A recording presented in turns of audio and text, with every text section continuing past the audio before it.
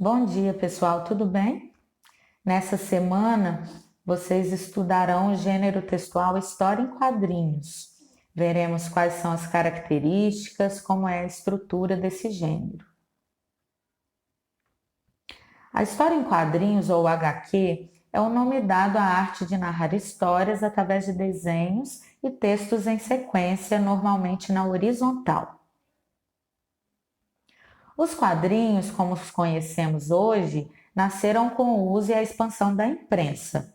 As primeiras tirinhas foram publicadas e consumidas pelos leitores de jornais. Esse fato garantiu ao gênero uma inserção no consumo cultural. Por volta da década de 30, as tirinhas publicadas em jornais passaram a ser republicadas em revistas independentes. Como o jornal geralmente era descartado após a leitura, essas revistas cumpriam a função de manter as tirinhas à disposição do público.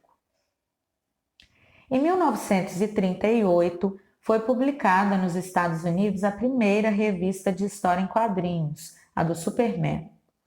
O personagem ainda não possuía a forma e as características de hoje, entretanto, já era visto como um símbolo do bem e dos valores norte-americanos.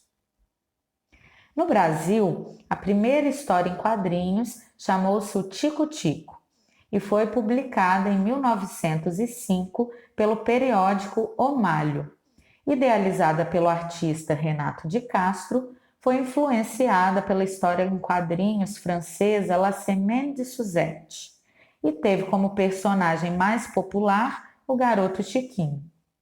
Mas foi apenas em 1960 que o público brasileiro teve o gibi inteiramente colorido com a publicação de A Turma do Pererê, do cartunista Ziraldo.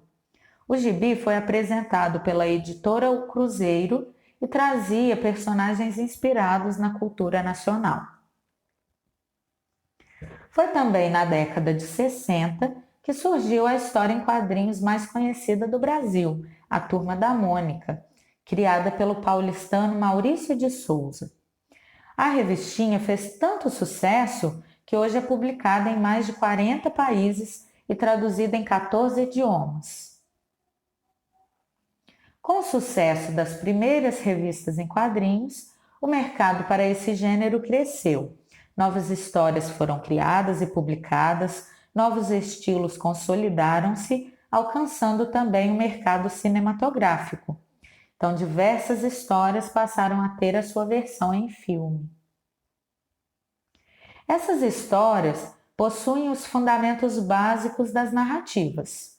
Tem um enredo, personagens, tempo, lugar e desfecho. No geral, elas apresentam linguagem mista, que é a linguagem verbal e a não verbal juntas.